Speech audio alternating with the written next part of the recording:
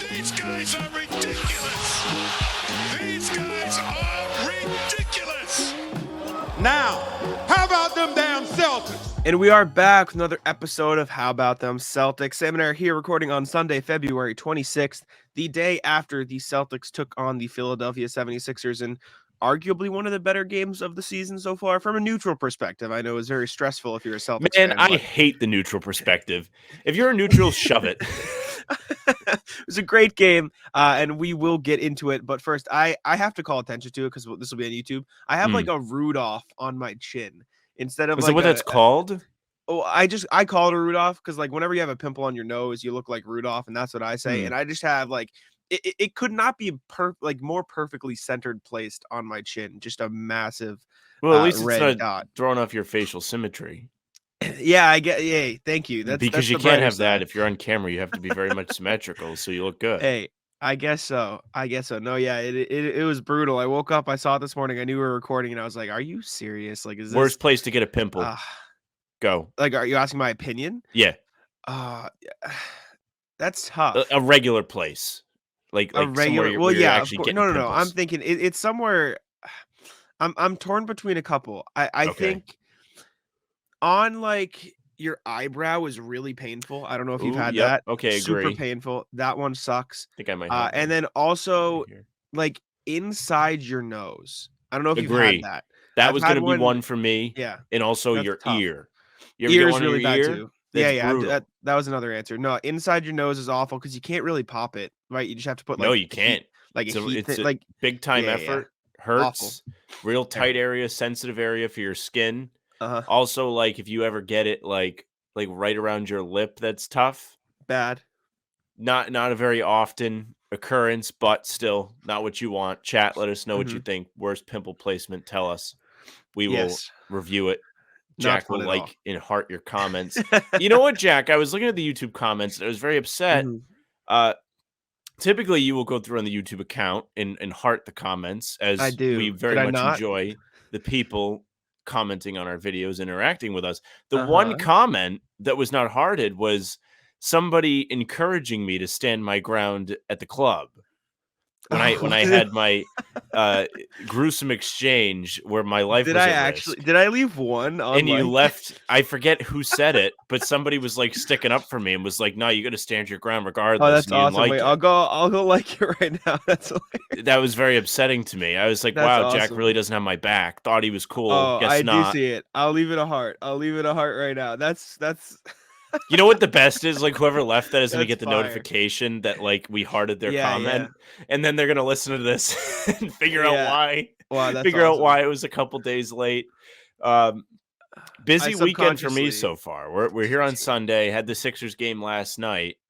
Friday, big day. Lunch with the fellas from the old job at the news station. Obviously, eventful week.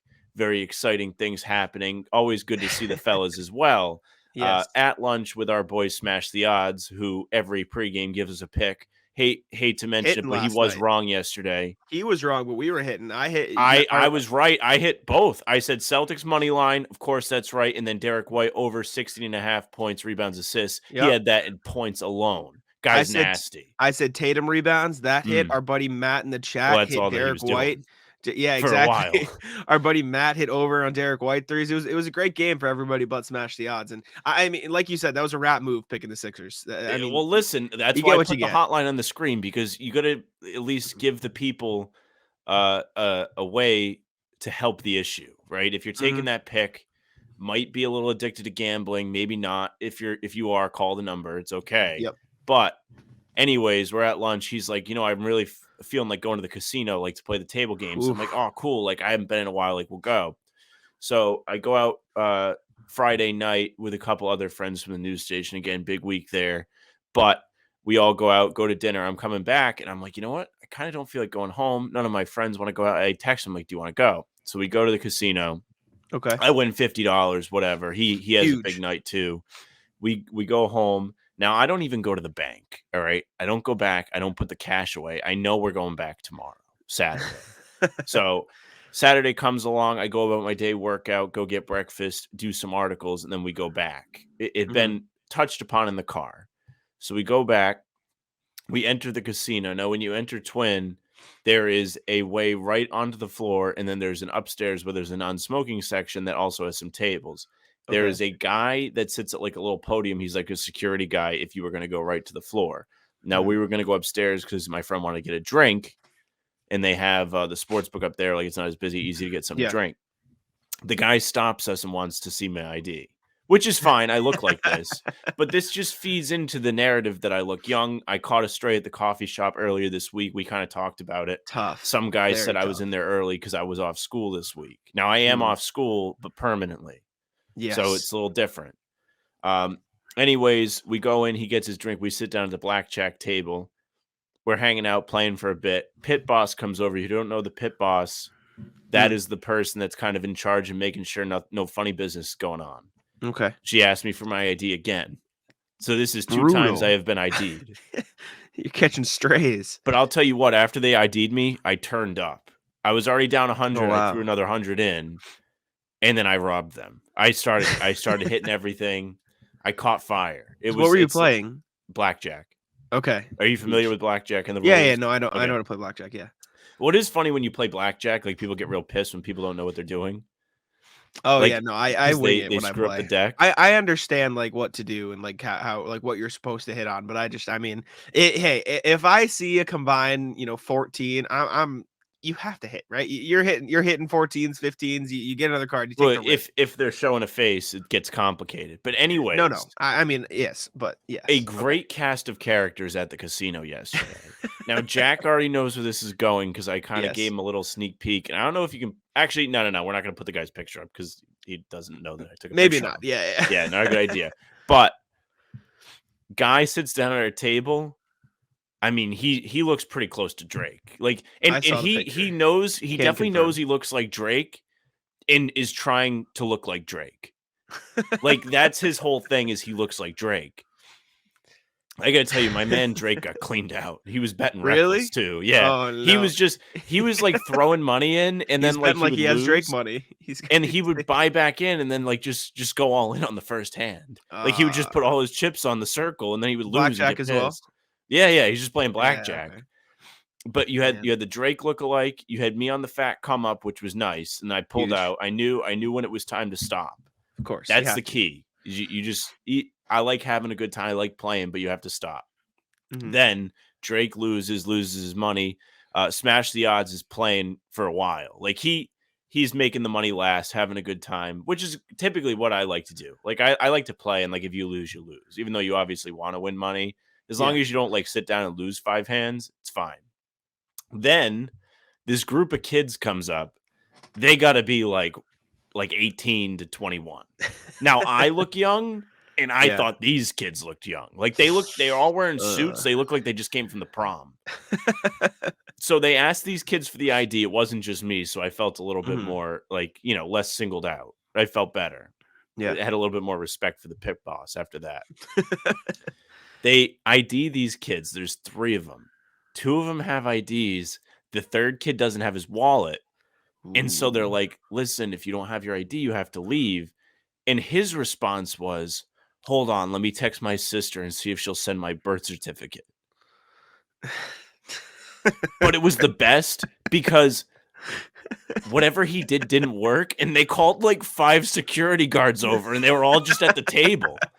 I've never seen it before. Like all these kids were there. It was a eventful day to say the least. Also, another big development. This has been a big fan favorite storyline in the chat. The coffee shop has been resolved. Yes. Okay? I Yes. told Jack about this the other day. I went in, I want to say Friday. We got to tell the Jays. Yes, we do have to tell them. But if you don't know, I go to this coffee shop all the time. And recently this girl starts working there that I used to work with back when I was in high school. And I used to have a crush on this girl, but that really isn't that important to the story, but it just adds that little bit of awkwardness for me. Sure. Right? It was never weird, like we're cool and whatever. But I don't know if she recognizes me. And like that's always a weird thing because if they do recognize you and they choose not to say anything, then it makes it worse. Yeah. But I was like, like I don't know, like I'm not getting recognized at some family events, like my face looks different, like I've lost a lot of like cheek fat. And if you saw the stream, I just like rubbed my cheeks with my hands for whatever reason. But anyways, I go in there all the time. So I go in Friday and she's like, "What's your name? Like, you come in here all the time. Like, we always just call you ham, egg, and cheese on a plain bagel with tomato because that's what I get."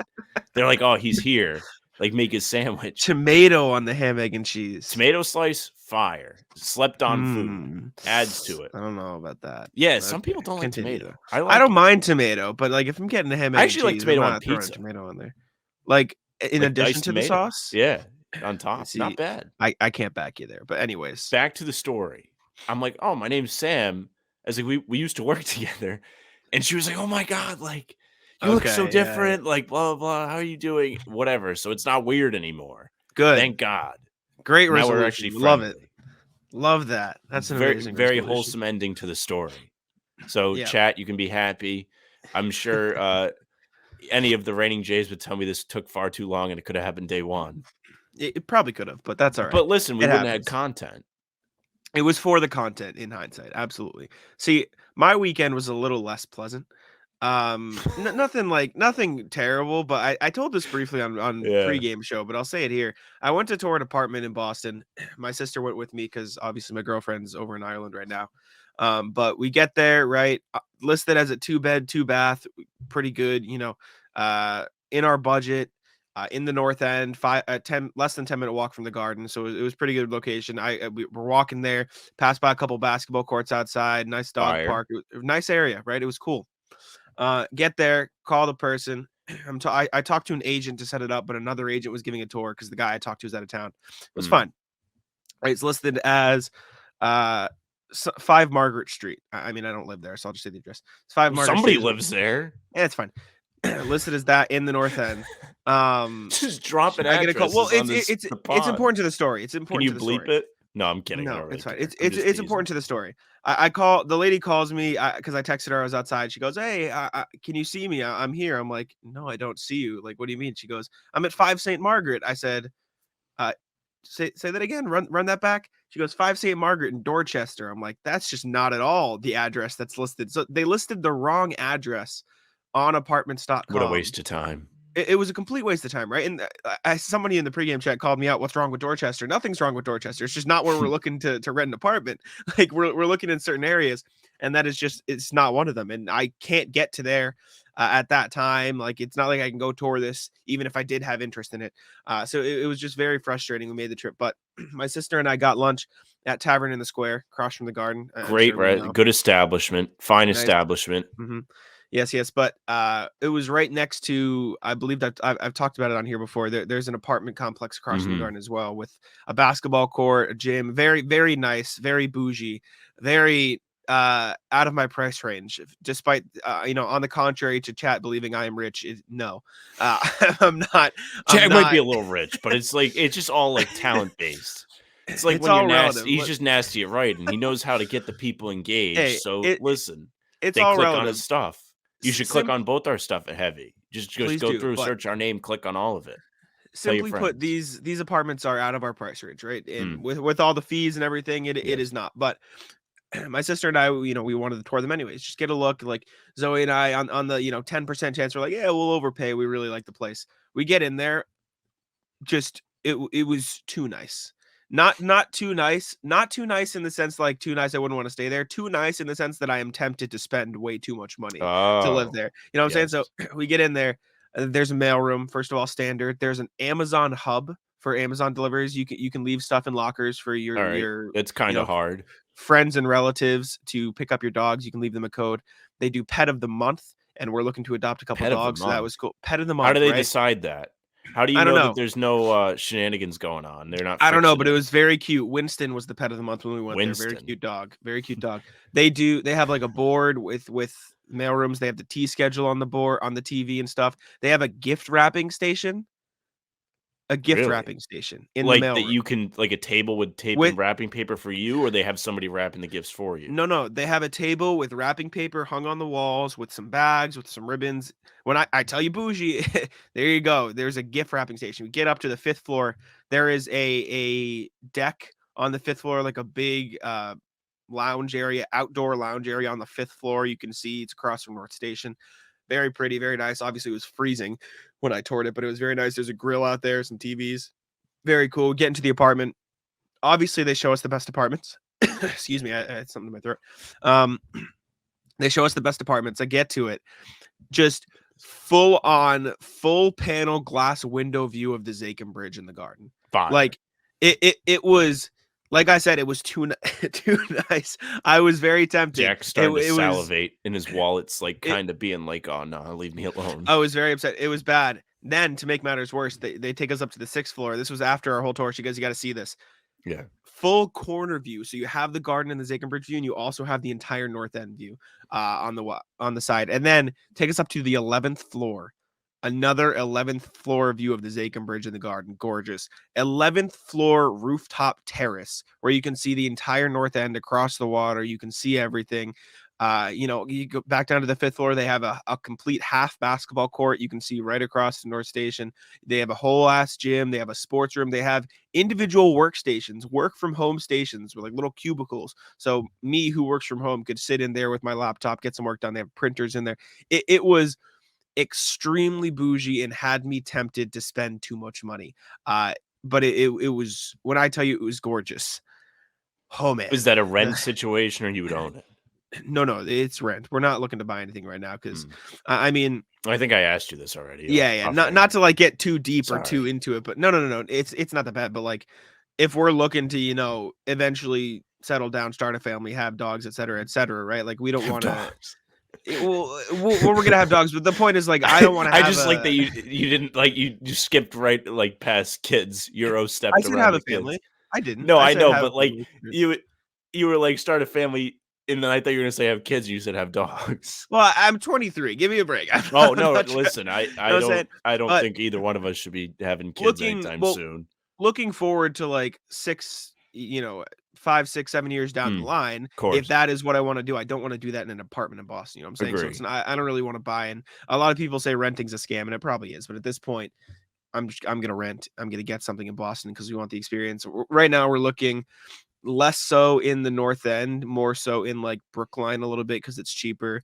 A little bit in the west end if we can find something cheaper. There are some places in the north end still, but the Boston area on a T stop, I think is where we're looking. A couple places by Fenway too, which is nice. But the across the garden apartments are just a bit too rich for my blood, even for the chat that believes that I am. Well, Jack looks at bougie apartments. I was watching the game with my dad yesterday, which we can get into in a moment. And I'm like, all right, like I want to order DoorDash. Got the free trial at Dash Pass a month ago. Forgot to cancel it. Rookie move. No, not huge. So I got charged, and I was like, oh man, like now I got to use it. So I'm using it, and I'm sitting there. I'm like, oh, it's actually like pretty good. Like I'm not going to have to pay. And then I remembered my stairs are still gone. They still haven't like replaced the stairs. Yes.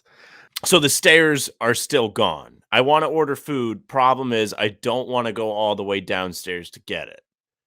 So I turn to my dad. I say, when are they going to fix these stairs? It's been, when did I first talk about this? A month? Yeah, a while ago. They were on the roof for like 5 days straight, hammering away when I was I was sick. And we were doing the trade deadline. They were on the roof. Can't fix the stairs. It's very funny. My gosh. And then my dad said, do you want to call them? And I said, no. And they said, okay. He resolved it pretty quick. That's he did. Fair enough. Took care of it. Oh man! All right. Well, speaking of the Celtics game, we've spent 20 minutes on stairs, apartments, and you're welcome. The casino, so you can appreciate the stories. I know Landon will, but Celtics beat the Sixers in what I called one of the best games of the season. What Sam wants to call probably one of the most stressful games of the season. Stressful. I don't know if I would say infuriating. I don't know. It was interesting. It's a big game. Interesting game. For sure. Celtics win 110-107. Obviously, Jayson Tatum hit the big time 3 at the end after being, we'll call a spade a spade. He was bad. That might have been one of his worst games of the season. I was like, what the hell? And then it went in. I was like, all right, there you go. It's like, I was awful. I was like, I'm not even sure he should be in the game. Yeah. And like this kind of went past. Like normally when we say Tatum's bad, we mean Tatum's been inefficient, but he was like, other than that, also just really bad. Missing layups. He was missing shots, missing layups, turning the ball over. It just seemed like usually when Tatum is inefficient, he can make up for it in other areas, but it almost looked like he was too scared to shoot the ball at times. When he tried to make an extra pass, it just wouldn't go to the target. It was like I said, one of Tatum's worst games of the season. Luckily for him, Jaylen Brown played a solid game. A couple, messy possessions where he should have passed the ball or turned the ball over, but overall he had a good game. Al Horford with the hand of God, he was ridiculous. Derrick Al White with Horford, I love when he's fire. amazing, and against red Philly too. hot. You have to love it. It was phenomenal. Derrick White obviously had a good game. Smart was okay, but he did his thing. Grant Williams played solid defense, I thought, on Embiid. He was good. I want to talk about Joe Mazzulla's rotations after we talk about the game, but also big shout out Mike Breen, man. I know you don't like Brian Anderson. I Mike don't Breen's mind a him that heater. much, but there's Fire. nothing better than Brian Anderson. That bang call on Whoa, Tatum. whoa. Go back and say it correctly. You said there's nothing better than Brian Anderson. I know you meant Mike Breen, but There's we just nothing can't better have that than out Mike there. Breen. There's nothing better than Plenty Mike better Breen. than Brian Anderson. All right. But the bang call on Jayson Tatum, you got it at the end. Even his reaction to when Embiid nailed that full court shot that would have tied the game. Yeah, it was so genuine. 0.2 seconds. That was a ridiculous shot. For a second, I was like, furious. wait I a was so minute. mad because I wanted to go out after the game and I ended up going out. Yeah. But I was like, I really don't want to watch an overtime. This game has been stressful enough. They really should have won it. They were up 10 in the fourth. Brogdon smokes a layup. Then Philly gets a little bit of fuel and comes all the way back. This is my thing. I think that was to put a wrap on it. That Embiid shot was ridiculous. That was awesome. Well, not awesome, but it was awesome that you know what I'm saying. After the buzzer, it was a great showing at the end there. But incredible potential moment. Oh, for sure, and it was a good moment. Regardless, it reminded me of the confetti. Very similar. Embiid knew right away he was too late, though. He didn't even think. I thought it was good. I did too. I was like, no, he got that off. Usually I'm pretty good at telling, and I was like, man, he got it off. And then it wasn't even close. It was like Chris Middleton times 10, like Chris Middleton in the playoffs when he hit that full court. Right. Oh boy. But anyways, I thought that was a good example of, how you say oh, they need to hold the lead whenever they get it, which is just not how basketball works. And that, but you think they should anyways, which I understand. Right. There's times where I think that. I thought there's not times. That's every time. Anytime. No, it's not. If they go up 15, I think it'd be ideal if they did. But I mean, if you're up 15 in the first quarter, I don't expect them to be up 15 the whole game. That's just not how it works. But there comes Sam, a certain period in the game. I can remember exact conversations we've had where the Celtics were up by a lot early in the game, and you complained about them blowing the lead. Well, because it's coming. Sure. And when they go up early in the game, I feel like they develop bad habits. Like if they see a bunch of threes go in early, they start chucking. That's the kind of thing. But go back. My point is, I think this game was a good example of a back and forth game that I didn't think any lead was safe, right? The Celtics had a 10-point lead, but Philly was playing well enough where their run didn't surprise me, and I wasn't necessarily upset that the Celtics blew their lead, right? Because shout out Joel Embiid, he played phenomenal, right? I thought the Celtics played. Sure, but regardless, I thought the Celtics did a decent job. They traditionally do. Embiid was getting to his spots, hitting shots, and you can complain about him. For sure, and you can complain about him drawing free throws, but outside of a few calls, most of them were just him getting into the lane and the Celtics having to foul him. True. Right? Grant Williams having to foul him, and you can complain about that final shot before Jayson Tatum's game-winning three, where he fell into Jaylen Brown, but that was a foul. Jumped into him. Exactly, that was a foul, right? And he did a good job of baiting Jaylen into doing that. I thought Embiid played a great game. Tobias Harris was huge for them. You can be frustrated that he's hitting his shots, but like I've said a million times heading into the game, he's accepted his role and done a good job of playing off Embiid lately. You had James Harden making a few clutch buckets. Tyrese Maxey was as quiet as ever. I don't blame him as much. I blame Doc Rivers. That's so funny. We were on the pregame. You're like, you know what? I think we're getting a big game from Tyrese Maxey. I was did I say that? And I was like, he did have maybe it was Devin that said that to me. Actually, someone said it to me yesterday. I was like, well, he had a really big game when I went in Boston and 6 points. Hey, like I'm saying, I blame Doc Rivers for that. Why are we bringing him off the bench? He's a starter. Just put him in the starting lineup. Get over it. I don't back it. Anyways, PJ Tucker killing the Celtics on the glass. But then, excuse me, on the other side of things, I'm dying. I have the post-COVID cough. It's still lingering. You had Al Horford playing great. You had Derrick White having a massive game. Jaylen Brown making his shots. You had good players doing great things on either side. Tatum, unfortunately, wasn't one of them, but he came up when it mattered. I just thought it was a good. Yeah, exactly. I just thought it was a good all-around back and forth game. And that's why I thought the beginning was weird. Like the Sixers played better than the Celtics at the start of the game, but outside of Tatum being bad, couldn't necessarily point to anything in the game saying like, "Oh, the Celtics are garbage today." I just genuinely thought Embiid was dominating them, right? And you could say I think Horford was missing shots early. I thought that was bad. Like, but outside of players missing shots they should make, like I don't think the Celtics necessarily played bad. I just think the Sixers were really good. And obviously the Celtics turned it around. They started hitting their shots. They started, improving their defense on Embiid or at least slowing him down a little bit. And that's what caused the change in the game. But I thought that was genuinely just a great back and forth game between two really good teams. And There's maybe truth you to have a that. different opinion, but that's what I I have saw. a slightly different opinion. I do think both teams Sure. played well for the most part. Thought Tatum sucked the entire game until the last minute. He Mhm. made And like that two was the clutch big thing. threes, and it was Yeah, like, that oh was my the god, big no, thing. no, no, no, no, no, no, no. Like literally, when he came back in the game in the fourth quarter, I was like, I didn't think he should come I back in the actually said to game. my dad, I was like, I don't even think they should put him back in. I don't think so either. Yeah. Like Derrick White, Brogdon I want to balling talk about out. rotations too. Yeah. Well, Brogdon was all I won't right, get but I don't into think it Brogdon too was much. phenomenal. I thought Sure. they both Yes. had solid games, and like they were playing well when the Celtics took the lead in the fourth. Like they were, Okay. and Jalen was doing a good job. But Mhm. let's go back to the game as a whole. I thought they were really sloppy at times, and a lot of that was Tatum. Tatum was kind of Mhm. looked nervous at times. Jalen He had a couple smoked a bad couple of turnovers too. layups. Jalen Jalen had a couple had rough some possessions. turnovers. I mean, they all kind of did. The second half was really impressive because they battled back on the Yeah. road against Shout out by all Horford. accounts, a good team. I love that Shout out Horford was Al. the one to kind of rally the troops. I think that's fire. Like that he's the elder statesman. Like that he was in Mhm. Philly and they I hate like him that and he he was just knocked down a talking bunch of trash threes. I talking wonder what trash Al to the Horford crowd. trash talk is like. I bet he's like kind of nice, but like it's like backhanded like disses. He's like, "Yeah, yeah, you tried really hard, but I got it Yeah, still." he's like, "Did you like that? I made that shot." It's like Tim Duncan trash talk. Yeah. Or Kawhi Leonard, board, rebound, bucket, bucket. It's just Yeah.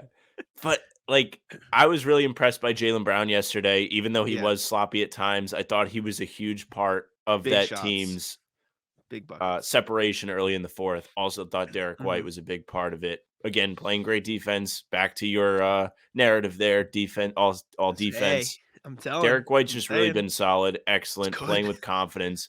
And if He's he's able to knock down shots at the degree he's doing it now, the Celtics are going to be really he's dangerous been the because third that's best player on the essentially Celtics this year. I it. stand by It. that. What'd you say? I Third? said he's been the third best player on the Celtics this year. That's kind of where I was going to go. He's playing like a third scoring option at the very least, and Mhm. he's coming off your bench. And there's definitely a little bit of recency bias, but I stand by it because I was saying it earlier in the season. Mm. His defense is the biggest thing on the Celtics this year. He's been the best defender on the Celtics this year, and that's saying a lot considering who's on the Celtics. He's He, somebody that he's- doesn't really settle a lot either, which is one of the Mhm, things I think makes him great and makes him really great for this team. mhm. He's not just chucking threes. He's getting inside, hitting a spin move, a Euro step, slowing down, throwing a floater up, and his touch around the rim is just excellent. And I'll You say, can rely on him. I think the stretch of games without Marcus Smart obviously helped, and we had a Mhm. conversation with longtime chatter Jimmy J about it. Him saying like, "Oh yeah, Derek White's been better in these games because these people are gone." Blah blah blah, and we talked about it. But I think that stretch of games gave him the confidence, and we're seeing the continuation of his aggressiveness in these games where everybody is healthy because he's had a really big 2 games since the All-Star break, and everyone's been healthy. And I think that's really important. He had 18 against the Sixers, 7 on 9 from the field, 2 of 3 from 3. He was really aggressive. Like you said, he was playing great defense. I thought his defense on James Harden was great in particular. Um, Harden he, didn't he, really have that many points yesterday, did he? he I finished feel the like it was a game quiet day for Harden. 21, 6 and 8, Oh, 5 there of you go. 16 from the field, 2 of 8 from 3. It was 5 of So 15 from the field. 5 of 16 from the field, 2 of 8 from That's 3. why So he seemed quiet. But he still had yeah, 21 points. A lot of yeah, free no, throws. how A lot of many free throws? whiplash Let on me that see. Sixers team, throwing the head back. 9 free throws, yes, total. Yeah, no, the free They throws do were a lot definitely of falling annoying. around. 35-12 was the free throw disparity for you. I understand, especially in the fourth quarter, I didn't think any of the calls were bad. I don't think against Embiid, like when they were fouling Embiid, like they were really fouling the hell out of him, like they were hacking him. But They were like grabbing him, early, like and that's credit to him. Embiid's the strongest guy on the floor until he's not, and then he's like falling all over the place. He might be the strongest guy in the league. Yeah, but Like in the not when post. you touch him. Sure. And then he turns into jelly. As much as you want to complain about Embiid and Harden, they are just playing to the rules, and I They think gotta a do big something part about the of rules. I think a part of why they get so many free throws is because they're that dominant and the refs give them the benefit of the doubt most of the time, right? And I see what the common narrative, oh, well, LeBron does this and they don't give him the calls because he's too strong. Embiid knows how to get to his spot and get free throws, right? And as much as you can blame him and blame the refs, there is skill in that. There is talent in knowing where to go and where to, bait the free throws so you can get to the line. And I just don't like all the falling. That's no, I literally it. understand that. I I thought don't there like was he's less just falling falling all yesterday. over the place. I thought there was less of it that game. It was really bad in the game before, the game where the Celtics were shorthanded. I thought it was bad, and I thought it was bad in the season opener with all the 3-point fouls Oh, for that was James bad. Harden. Yeah. That was rough, but He got I one didn't yesterday. think Nonsense too. yes, I didn't think it was as bad this time around against the Celtics. However, I will say there was one call that really annoyed me. It was when Embiid was at the elbow with Marcus Smart guarding him. Yeah, that was a and bad call. Ran into him. What was Marcus Smart supposed Marcus to do? standing his ground, hands back, Let me find it. and Embiid just goes right through his chest and knocks him over. Do you remember what quarter that was in? It was in the third. Okay. And Marcus is guarding him, doing a good job at not getting back down, holding his spots. And Embiid just barrels over him, and then they call a block. And they hit Marcus with a block earlier in the game that shouldn't have been a block when he just kind of stood there and PJ Tucker ran into him. Whether you think that should be a call at all or nothing. That's a no call. I think that's a no call. I think it's a no call too, but if you're going to call something, then call a charge because you ran him over. Yeah, it's not a block. But he didn't pull him down. He just stood there, and then PJ Tucker ran through him and Marcus fell. Watch on YouTube if you want to see, but I'm sharing screen right now so we can watch this Marcus Smart thing. Marcus Smart guarding Embiid in the post. Embiid kind of sticking his head into Marcus Smart, more at the free throw line. Marcus Smart guarding him. Embiid going to drive, kind of sticks out a little. Chest. It was definitely a little bit of a flop. Marcus Smart absolutely sold it, but Joel Embiid did chicken wing him. He extended the elbow. Where this is frozen on the screen, if you're watching, it's literally Embiid running through him. Perfect legal guarding position. Perfect legal guarding position. Running through him, chicken wings him. They call it trip, is the call the refs make. Yeah, well, he really tripped over his body when it was on the floor because he pushed him. He calls the trip. Very laggy video, but as we can see here, just where is Marcus supposed to go? Embiid barrels through him. Marcus Smart kind of pulls the table on him, pulls the rug on him, and Embiid falls over. He wasn't hand checking him or anything you're not supposed to do. By the way, I like the design of that court. You do? Yeah, I do. For them, the court was if the Celtics did it, I wouldn't like it. But for them, I think it looks nice. Why? I thought the court was. I think it's plain. I think the red around the darker wood looks nice. I thought the wood was uniforms. Ugly. It looked blurry. It looked like there was dirt on the court. I thought I thought it made the picture. I kind of like it. And something John Corrales pointed out. I believe this is what he's referencing. Let me share screen again so we can look. And again, watch on YouTube if you're not watching. You're missing out. YouTube is where a lot of the fun is. You see this darker shaded thing? That is the old lane. Yes, lane. Which is very cool, but I just think the spots around the court. I don't know. I think it looks not cool. A fan. I think it looks cool. Maybe. There are worse things that have been done with courts, Brooklyn. Also, by the way, before we move on, our boy Lewis got to see a great game on our dime. If you're looking to get yourself to a Celtics game or other event, promo code HBTC on SeatGeek. Jack got his riches there, sent it on Venmo when I got the payment. Make sure you use HBTC. It gets you $20 off on your first SeatGeek purchase. Does not have to be a basketball game. Can be a concert, comedy show, play, whatever it is you want to go see. We'll help you go see it. HBTC on SeatGeek. If you're on YouTube, it's on the bottom of the screen the whole time. Might be a little laggy, but it's there. Check it out. Yes. But for the most part, I didn't have a huge problem with the calls. I know a lot of people pointed at the free throw disparity. I think a big part of that was the Sixers' aggressiveness and Tatum's lack of aggressiveness. Agree with that. Being honest, were the calls perfect? No. Were the free throws a big part of it? Yes. But also, you have the guy in your team who averages the most free throws took 2. And I don't blame that on the refs. I blame that on Tatum just not driving a lot, right? Tatum was just having an off night. Terrible. Just being bad. So there's that good win, though, for the Celtics. Shout out Horford. He was the catalyst. That was awesome. I do want to talk about Joe Mazzulla's rotations. I saw a lot of people mad at it. I talked with friend of the pod, Andrew Doxey, on Twitter. complaining about Mazzulla. My thing was basically, let's not make this about Mazzulla. Let's make the conversation Tatum was bad, not Mazzulla was bad for not playing Tatum, something like that, which I'd stand by. What is that? What people were saying? Well, people were complaining about Mazzulla for the I have wrong some complaints, end-of-game but that's rotations. not what it was. I agree. This is what I'm saying. I don't think Mazzulla should catch heat because Tatum was bad and he still played Tatum. That's your start. You're going to play Jayson Tatum, right? And as much as you and me just sat here and said maybe they shouldn't have, Jayson Tatum will I lean that always way, be. actually. Yeah, Jayson Tatum will always be on the floor at the end of games for Celtics. I don't care if he's shooting over 10. He is going to be on the floor. Like that is just his caliber player. If Joel Embiid is shooting 2 for 12 in the game and he's terrible, he's going to be on the floor. Nikola Jokic going to be on the floor. That's superstars, right? Luka Doncic is, if he's shooting 5 for 30, he's going to be on the floor. You know what I'm saying? Like he's that caliber of player. So I understand that. That being said, I didn't like Mazzulla's end of game rotation. Right. I saw a lot of people complain about Grant being on the floor. I understand that because of the size. And I can acknowledge and admit, yes, it is hard because you have so much talent. Derrick White has to be on the floor. That's my thing. I agree assume with that's where that. you're going as That's well. where I'm going. I would hazard to say, unless he's having a really off night, I think Derrick White almost always has to be on the floor at your end of games. He's been that good. I think it might be situational. Here's what I thought, okay? You go up early in that fourth quarter, and I already complained about this, but in all seriousness, you were up in the fourth quarter, you're up 10, and you were playing well. You were doing a great job. You're getting out, playing good defense, getting to the basket. Like Derrick White was creating a lot of good looks, putting pressure on that defense in the paint, and they were getting out in transition, which was great to watch. Now, about 5 minutes left in the game, starting to lose your grip a bit. The first domino to fall, Brogdon misses a pretty like easy layup. Philly comes down, gets a layup. That's a 4-point swing. Then the Celtics come up, chuck a quick 3. It was Jalen. Then Philly gets another 2. So essentially you have lost 6 points in a matter of like maybe 45 seconds, and the game has changed.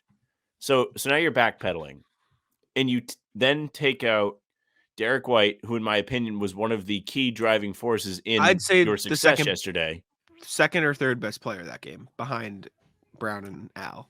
Yeah, but he was he's in the category of those two, at the very least. I agree. Mm-hmm. And then you bring in Tatum, who's been terrible. Now, he did hit 2 big shots and won the game. To your point, it's clutch. He should be in. When I saw him go to the table, I was like, man, like, come on. Like, just leave these guys out there. Like, listen, if you don't put Tatum back in and you lose, or even if you win, it looks bad. Like, that might piss him off. Like, there's a lot of things that could go wrong. And by everything you said is kind of true. You kind of have to. And again, literally what you saw happen is why he hits 2 big threes within the closing minutes. One of them wins the game for you. But you're going to hate this. Did not like Grant playing. Thought Grant sucked yesterday. Thought he was terrible. Really? Yeah, I thought he was terrible. Maybe not defensively. Like, the defense didn't jump off the page to me. I thought Embiid was getting pretty much whatever he wanted regardless. And if you're going to throw a second big in there, I would have rather had Rob, who I thought was pretty good yesterday. See, I disagree. I thought Rob was excellent. Go ahead. Maybe not on the defensive end. I don't disagree that Rob was good. I disagree that Grant was bad. I thought he was terrible. He gave you nothing offensively. I thought he sucked. Like, literally shot the 3 off the side of the backboard. Like, he just looked bad. And Grant has not really looked great over the last stretch of games to me. Excuse me. I understand. I think he's had good games. I think he was really good in that Philly game last time out. The last time they played Philly, I think. I'm sure he was. I don't remember it vividly, but I'm sure he was. Let me look at the schedule. There was another game I thought Grant was really good in. Oftentimes he is fine. I can't think about it. I thought he was good in the Milwaukee game. I thought he was really good in the short-handed Milwaukee game. Sucked offensively, but and that was one that jumped off the page that he was doing a great job defensively. I thought he was pretty bad offensively. I didn't think he gave them a whole lot. He had like an alley-oop, and that was it. I mean, I think it's all relative, right? Grant's not like I guess what he shot was 4 for the 10, offensive output in that Milwaukee 4 game? for 10, 2 for 4. He shot 12 points, but and the turnovers were off. I'll give you that too. It's not terrible. 4 for 10 isn't terrible when you ask a role player to take more shots. My thing is against Philly, against Embiid. I thought Grant's performance went a little bit undervalued because of the defensive possessions. What was his stat line yesterday? Just so I know all the facts. He didn't shoot well. He shot bad. He shot 1 of 5 from 3, 1 of 6 from the field. Okay, that was bad.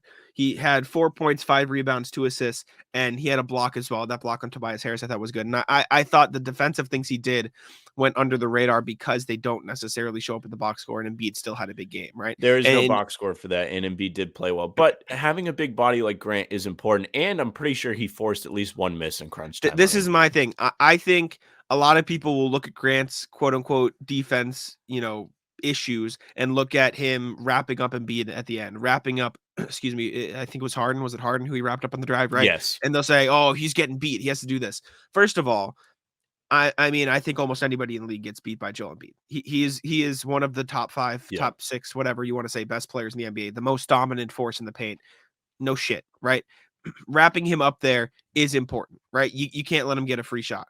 And I will also say, if a lot of players try to wrap up Joel Embiid, he'll probably still make the shot. So shout out to Grant for being able to wrap him up. But I think a lot of the defensive possessions he had, like you said, forced him to stay away from the paint, right? A lot of the times and unfortunately the matchup data isn't ready for this game, or else I'd go in and I'd look at their possessions against each other. Okay. But from what I remember, and I can quickly pull up Embiid's shot profile and look at it, I think a lot of the shots Grant forced Embiid to take were, I'm looking at the shot chart now, around the skirts of the paint instead of getting into the paint and into the restricted area. I think he a lot of those turnaround jumpers, I think he has a strong enough body where he was able to at least slow down Embiid enough where he couldn't get deep into the paint. And not a knock on Al Horford. I thought Grant did a tiny bit better of a job at that than Al did yesterday. And I thought Al did a good job once he got into the paint, but Embiid was getting to his spots really well. And I think in an end game scenario where Embiid is going to have the ball in the post, having that big body to go up against him is super important. And so that's largely why I was fine with the Grant thing. I get that. That I think being strength said, is a tough thing to see through the TV for me. That's like one thing I never noticed, and I think you made a good point. And what I remember is Embiid taking an elbow jumper with Grant on him in crunch time and missing. So Yep. to your point, that's correct. But I just personally think I thought Rob had a better game. Now I don't want Rob guarding Embiid in the post. That's That is the for issue. sure. But don't mind having him be the roamer, maybe helping. I don't know. But I do understand. think he was excellent offensively. He impressed the hell out of me, made a run in transition, busted his ass down the floor and got himself a dunk. It was fire. It looked like a soccer Shout out play. Rob. Yeah, shout out Rob. He played good. My issue was Made a less jumper. Rob Simmons versus can't do that. Grant.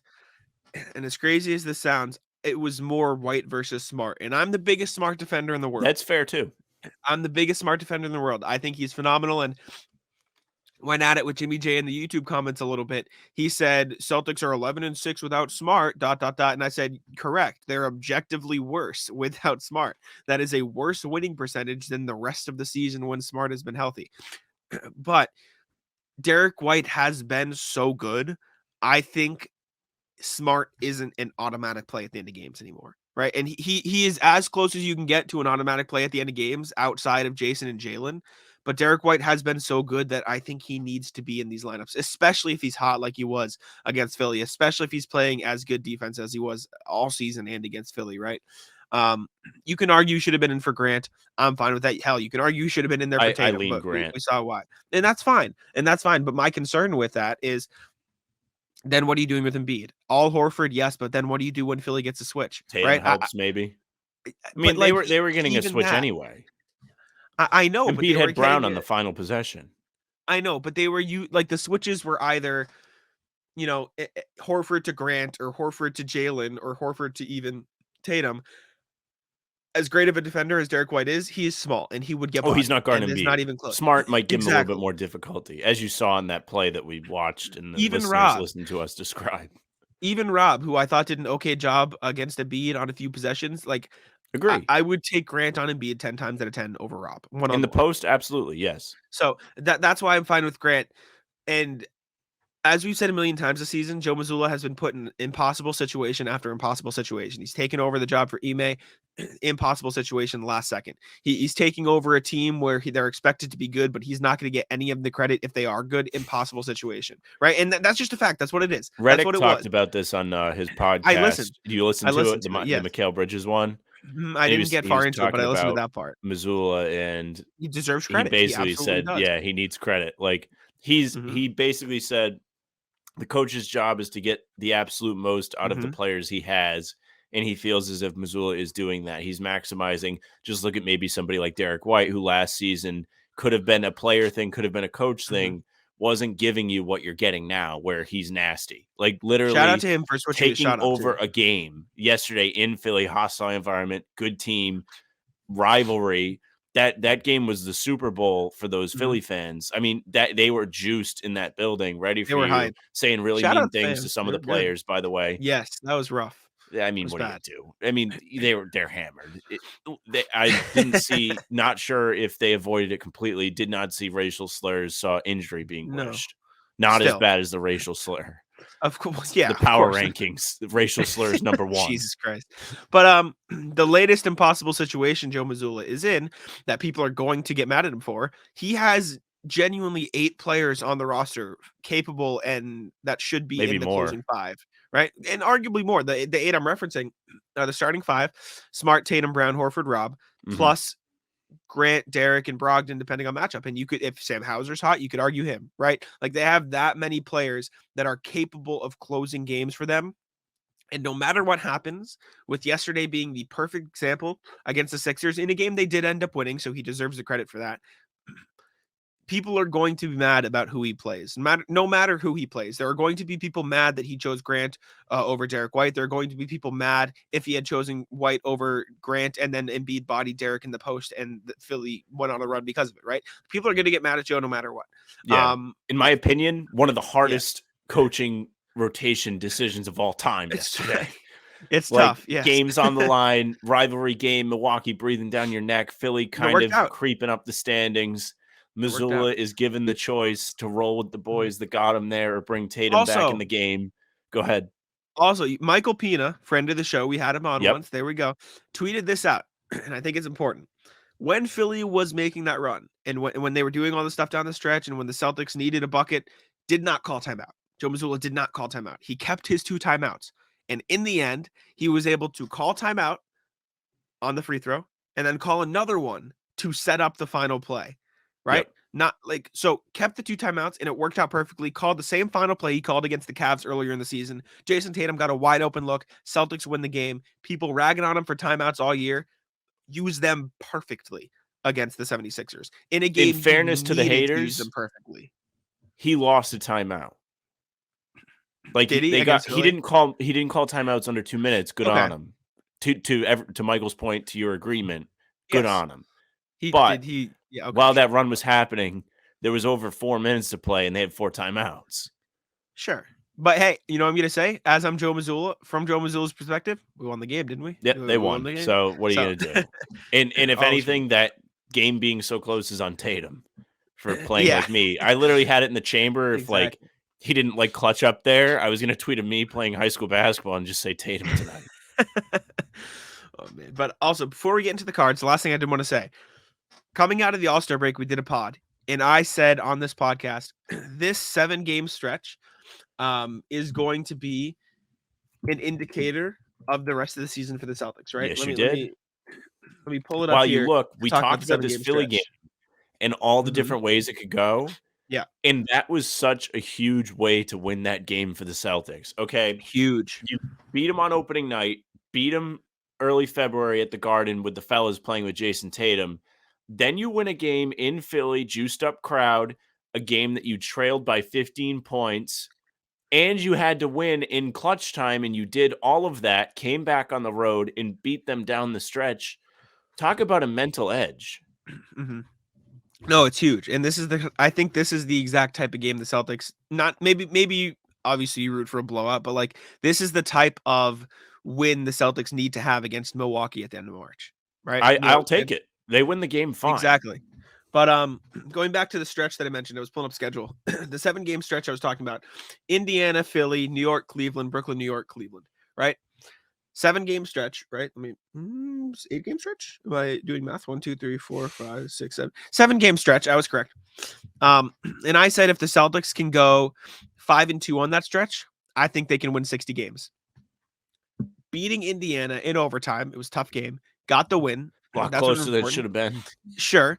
And then beating Philly to start that stretch 2-0, huge for the Celtics down the stretch of the season. Now you got New York, Cleveland, Brooklyn, New York, Cleveland. You're going to see two of the same teams, 2 in a row. New York's been on a heater. They've won 5 games in a row. They're looking good. Brooklyn has absolutely no offense. I will say, I said on this podcast, I think the Nets are better than Knicks. That was stupid. I don't think the Nets are better than the Knicks. I think they have better depth than the Knicks is what I should have said. But obviously the Knicks have the all-star power. Sure. They need some offensive power. They need Cam Thomas to turn it into Kyrie Irving without the but I'll let it breathe. I won't add to it. I was gonna start pinpointing some things that maybe he did. New York, Brooklyn, those are big games. I think the Cleveland games are even bigger, because of the way they punked the Celtics earlier in the massive season.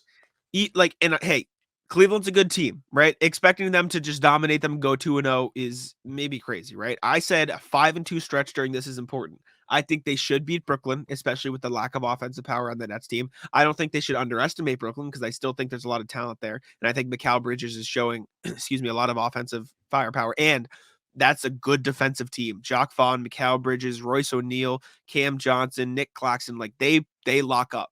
So be ready. And now likable Nets team. Exactly. Even if they had KD, I'd still like them. But Kyrie's gone. That's the big domino to fall. But should beat Brooklyn. That means you have to go 1-1 against New York, 1-1 against Cleveland. And I know you're going to say they should go 2-0 against New York. You said it. You're going to say. Took the words right out of my mouth. Think they should do the double on them. Shouldn't have lost the Garden. Should have a chip on your shoulder. Sure, go beat them. My point is the Knicks have 2 all-star caliber players. The Cavs have 3 all-star caliber players, maybe 4 if you think Evan Mobley can get there. I think Cleveland's better than Philly, and I said it before. I really, maybe it's just from a Celtics perspective because the Celtics have been so good against Philly. Did it again yesterday. But Cleveland is a new animal, a team they really haven't seen in the past. They've dropped the edge to them already, losing 2 OT games to them, 2 excellent games by all accounts. Those feel like last season, by the way. That was so long ago. Yeah, so early in the season, but you need to find your footing there and kind of show you can hang with those guys. Because Donovan Mitchell is a guy that always kind of shows up against the Celtics. If you have to play in the playoffs, not going to be fun. A lot of size. Young talent, good size. It's going to be a team that's going to be a pain in your ass for years. My point is, if they beat Brooklyn and they handle business there, you only have to go 1-1 against both of those teams to go 5-2 on the stretch, which is huge. And you got 3 national TV games right in there in the middle fantastic. Stretch. My ears is blessed with Brian Anderson. All ESPN. Oh, all ESPN up. Games. There you go. I was waiting for you. In fact, how many TNT games do the Celtics have left? Only 2, Sam. Only 2 TNT games left. Well, you know what's terrible is the conference finals are TNT this year. That is it tough. Switches every year, and they got Breen last year. That is tough. Breen had COVID for Game 7, so they didn't even get him for that. Knock on wood, if the Celtics get to the finals, it's ESPN again. So it always is. Is it always ESPN? It's always ABC. Oh, I didn't know that. Yeah. I thought you were saying it switched back. No. Anyways, big stretch for the Celtics. I think they can win 60 games, and this was a good start to the 7-game stretch that I would like to see 60 wins. I really would like to see a title. Win 40 games and win the title. I really don't care. There you go. Well, maybe not 40 games. You got to get into the playoffs. Well, you got 42 now.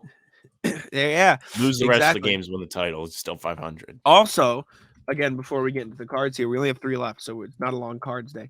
The Celtics prevented the Sixers from the 40-20 rule.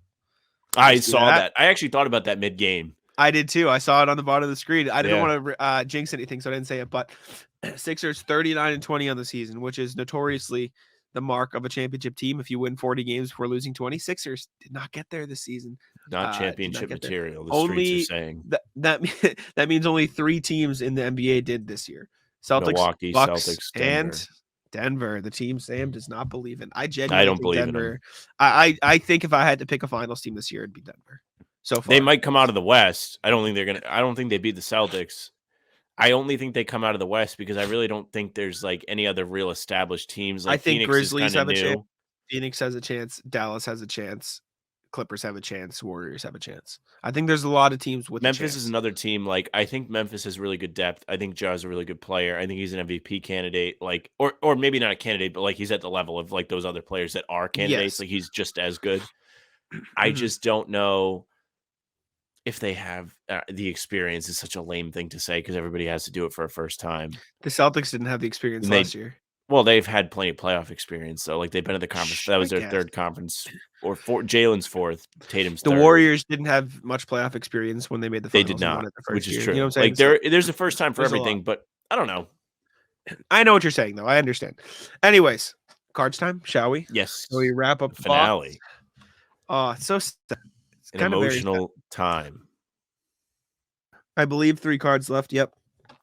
Let me check the final scores, or what are soon to be the final scores. So we said if I get it on 5, I win, right? If I get it on 5 for all 3, do I win? Yeah.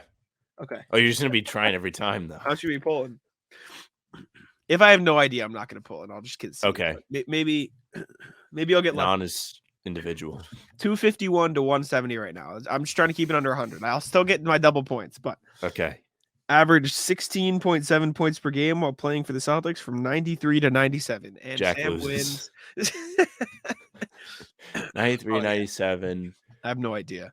How many points? 16.7. 16.7. Yeah. I've got nothing. I'm just gonna go to the next one. I'm trying to like I have flip. nothing. I have no idea. See, this is annoying. Like we said last podcast, this is like the dead area. Like I don't know anything that's happening in the 90s, right? This is Right. just the dead zone. All right, should we go 4 points? All right, Yeah. let's just roll with it. Drafted and signed with the Celtics in the drafted and signed with the Celtics in 1989, but didn't make his NBA debut until November 5th, 1993. Excuse me. Oh, I know who it is. This sounds like something we've had before. I don't. No. I know who it is. I'm putting it in the private. I don't know who it is. I'm going next.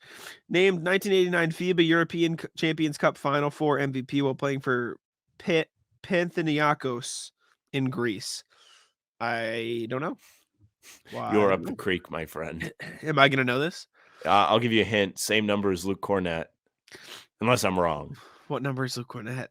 Oh, Jesus, Jack. I don't know. That's your guy. You don't know what number he is? I should. I don't know what number he is. Born in Croatia on April 24th, 67. Inducted to the Hall of Fame in 2018 after playing just 224 NBA games. I do know the name. It is. Hit me, Sam. Is it Dino Rajda? It is Dino Raja. Yep. What'd you get? 4 points there? Yep. 4. What number is that? Am I 40. 40. I thought I was thinking it's 41, but I thought I knew it was in 40. I don't know why I thought 41. All right. Well, there goes my chance at 5 points. Let's see if I can get one of these two. Have we had Jayson Tatum yet? I think so. Okay, I was wondering. Born May 29th, 1976 in Hampton, Iowa. Oof. So wait, 76, that would make him probably played in the early 2000s, right? Mid 2000s. It's got to be a white guy. I don't. Number 4, joined Tim Duncan and Shaquille O'Neal as one of 3 players in the 1990s to be named to an AP First Team All-American twice.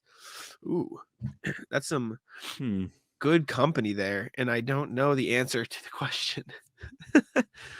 I don't know. I'm good for 3 points if you're ready. This is like another dark spot for us. Averaged 10 points, 6 rebounds, and 2 blocks over an 11-year NBA career spent with the Nuggets, Mavericks, Celtics, and Blazers. 2 blocks, 10 points, 6 boards, and average 2 blocks over 11 years. Oh, man. Nuggets, Mavericks, Celtics, Blazers. I don't know. I don't know this either. I'm good for next if you want to go. Yeah. Because I don't know. I feel like I'm going to know this. Joined the Big 12 Player of the Year, or excuse me, 2-time Big 12 Player of the Year, whose number 45 was retired by Kansas. I still don't know. I'm guessing. Sam's going to pull. Acquired by the Celtics in October 2003 in the trade that sent Tony Delk and Antoine Walker to the Mavericks. I don't know. Very similar name to me. Hit it. Rafe LaFrance. There you go. Rafe LaFrance. White guy. I was right. Is it? Yep. Oh, man. All right. Sam, this is the last card. The last card. So sad. Thank you to Uncle Dan Who's it gonna for the be? Christmas gift. Spent 2 months on these cards. Wow. Ripped through them. We should have done one an episode. They would have lasted I liked longer. We're just segment. addicts. Yeah. This segment. Native of Davenport, Iowa. 2 Iowans to end the cards.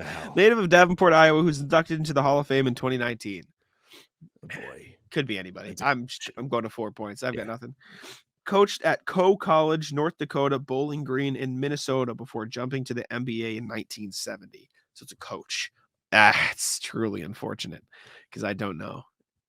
I just don't know if we had this guy yet. I have a guess, but I'm not sure. Twice named NBA Coach of the Year, once with the Cavs and once with the Celtics. Cavs? I don't know. I don't know the answer to the question. Shall I go next?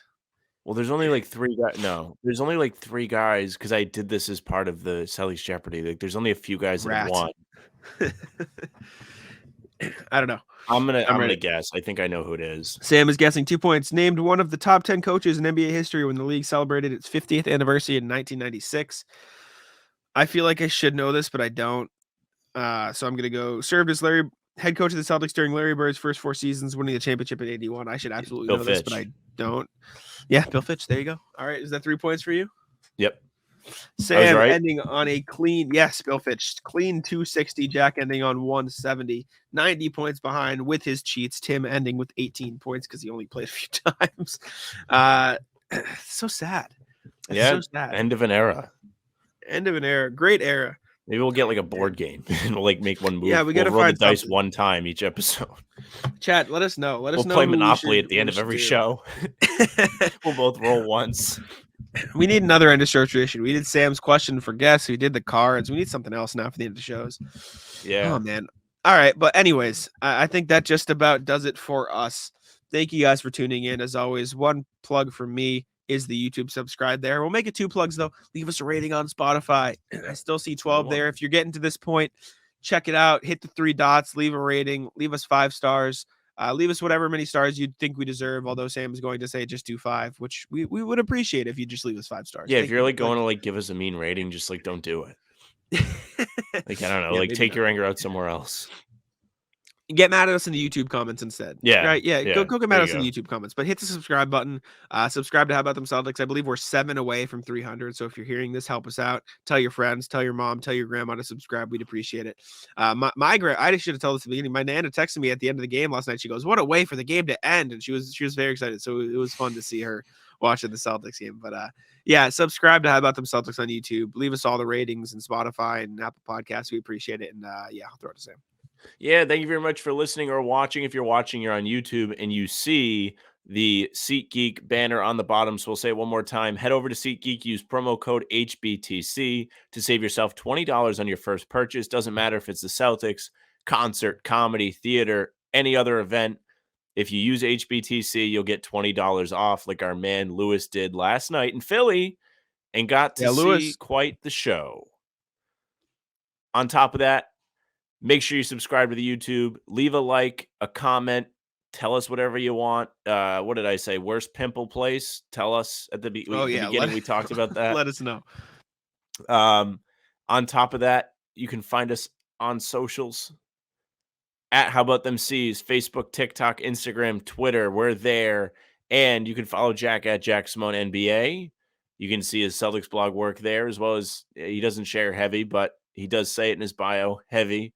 And also me at Sam LaFrance NBA. You can see me complain about stuff. And, you know, it would be really great if I didn't freeze at the end of these shows. That's it for us.